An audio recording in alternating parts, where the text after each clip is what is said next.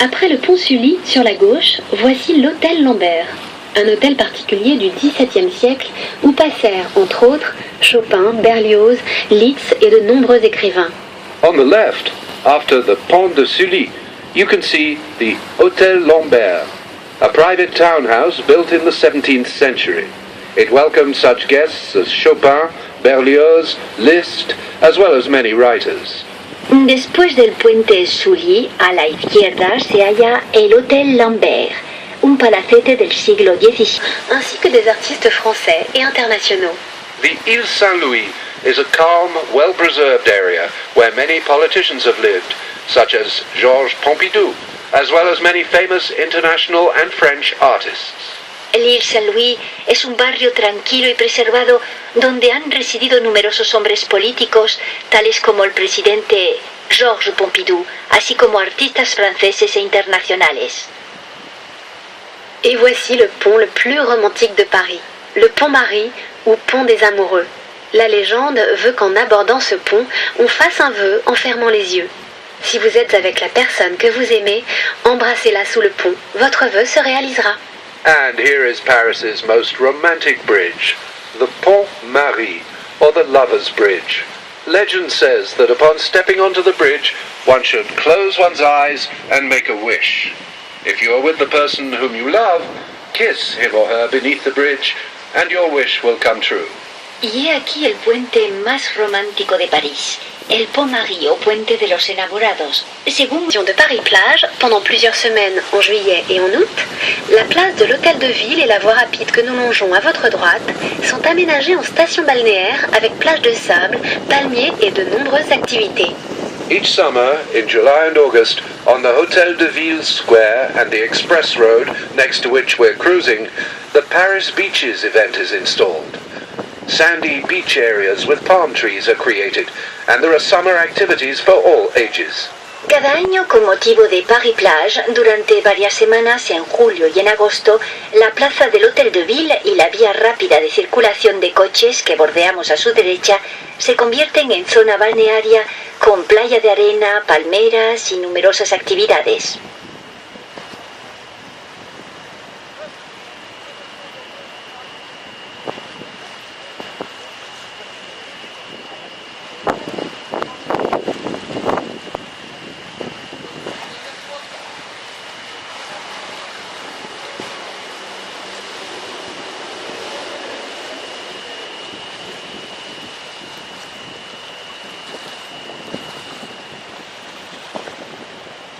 L'Hôtel de Ville, à votre droite, de style Renaissance, héberge les institutions municipales de Paris depuis le XIVe siècle.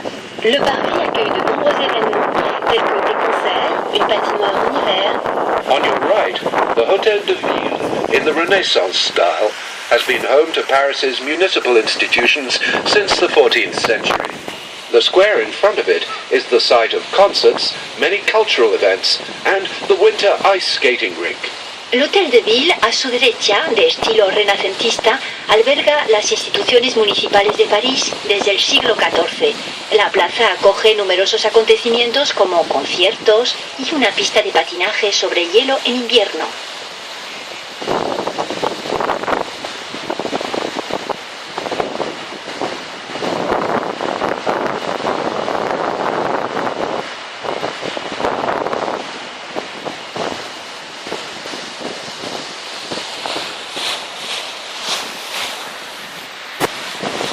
À gauche, le plus vieil hôpital de Paris, l'Hôtel Dieu, accueille les malades depuis près de 1500 ans. À côté se tient le marché aux fleurs et le marché aux oiseaux. On your left is Paris's oldest hospital, the Hôtel Dieu.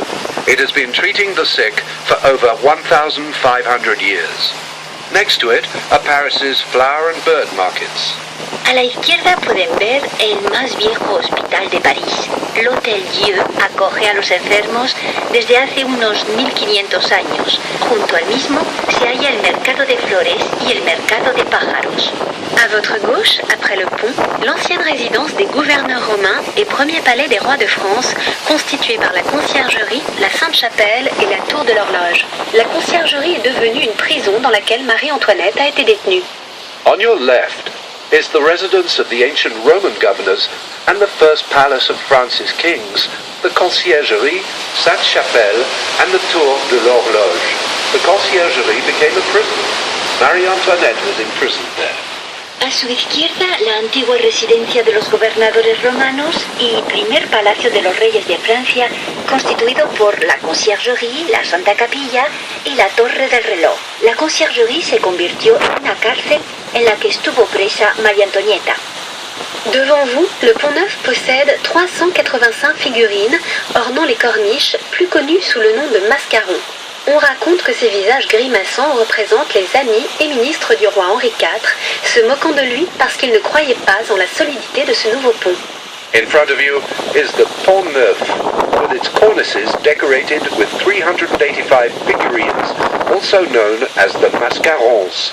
It's said that these grimacing faces represent King Henry IV's friends and ministers, and they're mocking him for lacking confidence in his new bridge's solidity.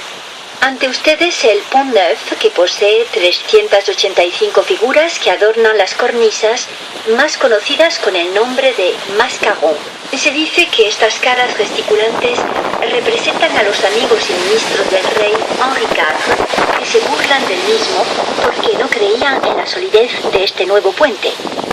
À gauche, le square du Vert Galant, surnom donné au roi Henri IV, car malgré son âge, il restait très entreprenant à l'égard des dames. On the left is the Square du Vert Galant. This was King Henry IV's nickname, because even in his old age, he was still quite a ladies' man. In French, the term galant can mean a seducer, and vert means an old man who still has an eye on the ladies. A la izquierda, la plaza del Vert Galant, o Verde Galante, apodo otorgado al rey Henri IV, ya que pese a su edad seguía siendo muy emprendedor con las damas. En francés, galant puede designar al seductor y vert decirse de un hombre mayor aún en plena forma. Plus loin sur votre gauche, juste en face du Pont des Arts, se situe l'Académie française. C'est ici que l'on décide tous les ans quels prix peuvent être attribués. On your left, facing the Pont des Arts, is the Académie française. This is where each year the Académie has been added to the dictionary. A su izquierda, justo enfrente del puente de Arts, se halla la Academia Francesa. Es aquí donde se deciden todos los años qué palabras deben añadirse al diccionario.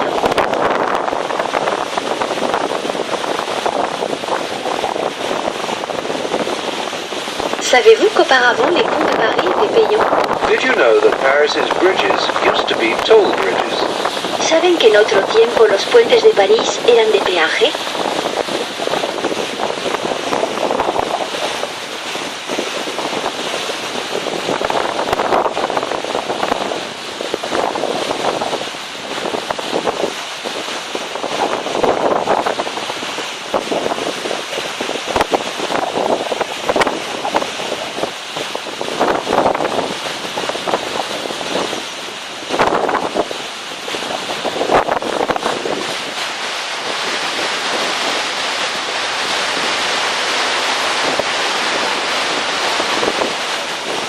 Sur votre gauche, juste après le pont, le plus petit immeuble de la capitale, 2,30 m de large. Le philosophe Jean-Jacques Rousseau y vécut plusieurs années et il abrite maintenant une galerie d'art. On your left, just beyond the bridge, is the capital's smallest building. It's only 2.3 meters wide. The philosopher Jean-Jacques Rousseau lived there for several years. Now it is an art gallery. A su izquierda, justo después del puente, se halla el más pequeño edificio de la capital, con 2,30 metros de ancho. El filósofo Jean-Jacques Rousseau vivió allí varios años y ahora alberga una galería de arte.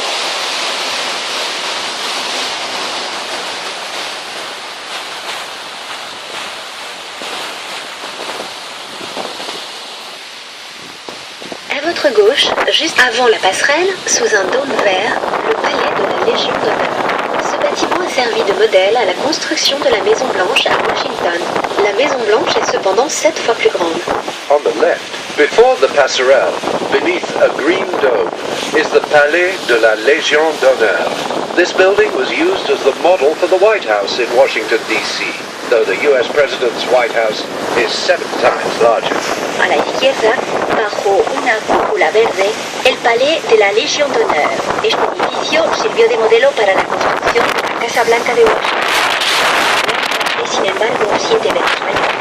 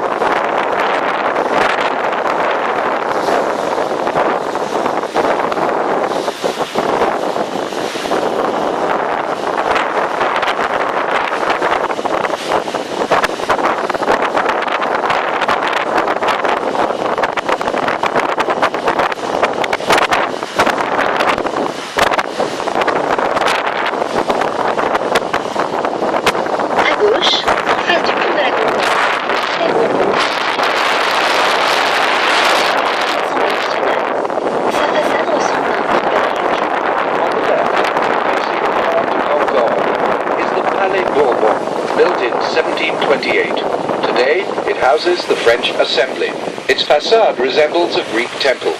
A la izquierda, frente al puente de la Concorde, el Palacio Bourbon, construido en 1728, es hoy la Asamblea Nacional o de los Diputados, cuya fachada se asemeja a un templo griego.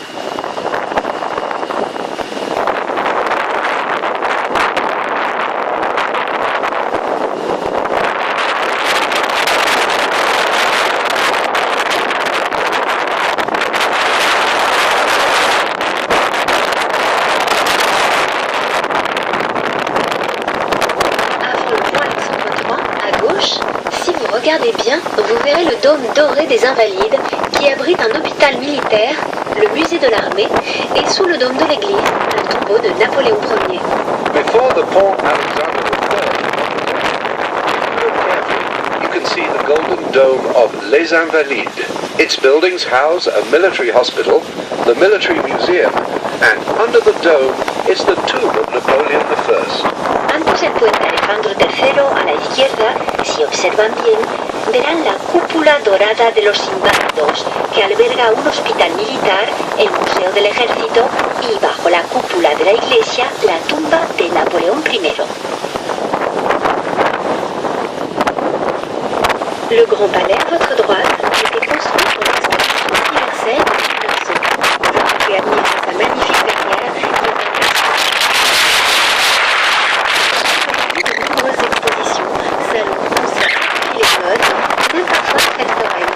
En face se trouve le Petit Palais, aujourd'hui utilisé comme musée des Beaux-Arts. On your right, the Pont Palais was built for the 1900 Paris World's Fair. You can admire its magnificent glass dome, which was a true architectural exploit at the time. Today, it hosts art exhibitions, conventions, concerts, fashion events, and sometimes even a carnival. Facing it is the Petit Palais, used today as a Beaux-Arts museum. El Gran Palais, a su derecha, se construyó para la Exposición Universal de 1900.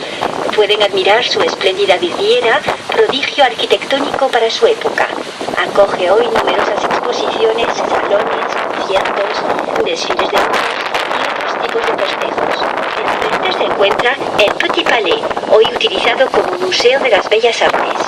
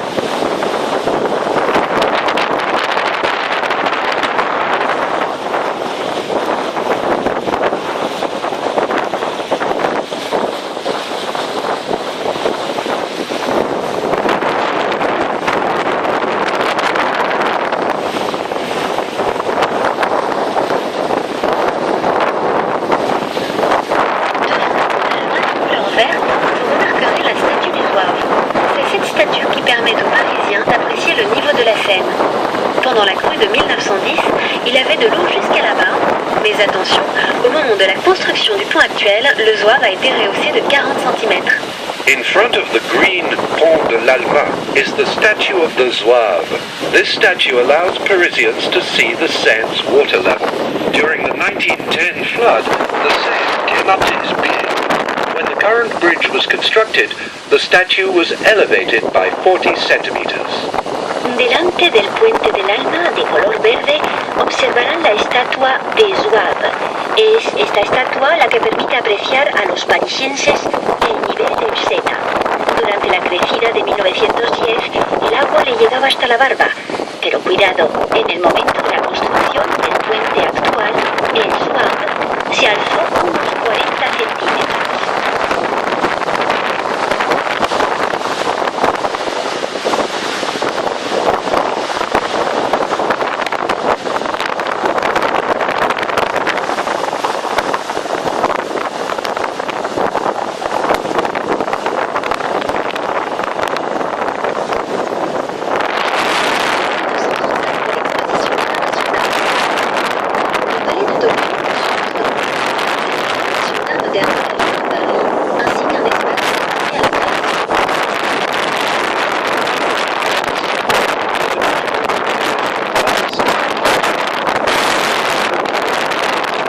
Is where the city of Paris shows its contemporary dedicated to contemporary art creation. Construido en 1937 para la Exposición Internacional de las Artes Aplicadas, el Palacio de Tokio, a nuestra derecha, acoge las colecciones de arte moderno de la ciudad de París, así como un espacio destinado a la creación contemporánea.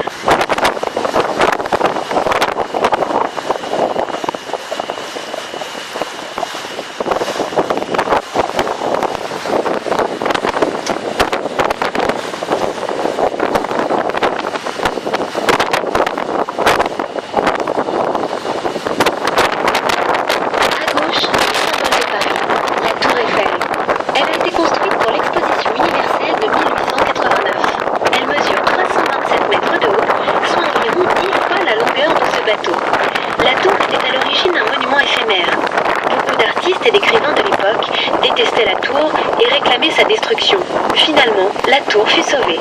Parmi les nombreuses anecdotes, la tour a un ferrailleur crédule en se faisant passer pour On the left is the symbol of Paris, the Eiffel Tower. It was built for the 1889 Paris World's Fair. Meters in height, which is about 10 times the length of this boat. At first, the tower was designed to be temporary. Many artists and writers at the time hated the tower and demanded that it be taken down. In the end, it was saved. One famous anecdote is about the crook Victor Lustig. In 1925, there was again talk of dismantling the tower, and Lustig, posing as a government official, succeeded in convincing a gullible smack merchant to buy the tower from him. A la izquierda es la Torre Eiffel, que fue construida para la Exposición Universal de 1989. Mide 300 metros, o sea, alrededor de 10 veces la longitud de esta embarcación. La torre era en su origen un monumento transitorio. Muchos artistas y escritores de su tiempo la odiaban y reclamaron su destrucción. La torre se salvó finalmente. Entre las numerosas anécdotas se puede citar la del timador Victor Lustig, quien consiguió en 1925, mientras que se hablaba de nuevo de destruirla, venderla a muchos, haciéndose pasar